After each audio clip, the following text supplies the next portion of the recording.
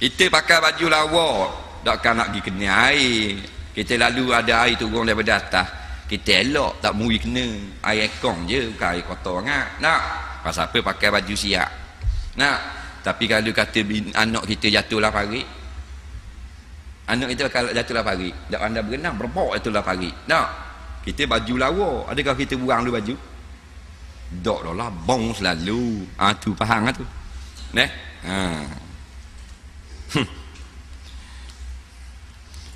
Ji, kalau bini jatuh dalam sungai terjun ambil. Ya dah. Tak boleh percaya ni. Dia suami gini nak khabar. Suami ni pelindung isteri. Ramai kita dah laksana tugas ni.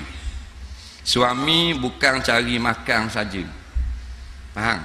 Kalau cari makan saja, bukan suami namanya.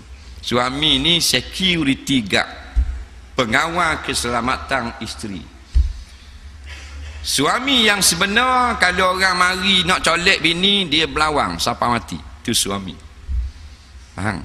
Suami sungguh, kalau rimah tarik bini dia lalu kot berai hutang, dia jerebar atas cekok rimah.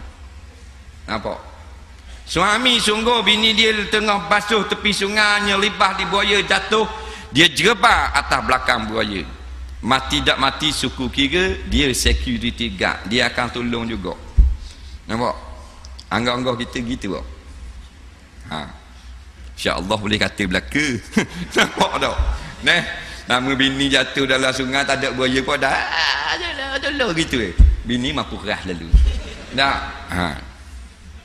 Payahlah nak cari suami yang kalau rimah ambil, dia akan jerebar atas belakang rimah. Dia akan berlawang, ada lading-lading lah, ada golok-golok lah, tangan saja. Tu baru suami namanya. Betul tak? Daripada dia sini ngamuknya. Hak berani gitu. Rimah ambil pun dia tepik jerebar atas belakang rimah. Nampak? Tak ramai. Dah? Tu lah baru kita sedar. Kita ni suami ke tak? Cak ayam kita ni. Nampak tak? Nah, bini jatuh dengan bong tu, tak terjun, suruh orang terjun. Bini aku tolong terjun, bini aku. Nampak? Sambar di binatang pun malah tengok saja, takut ember. Nah.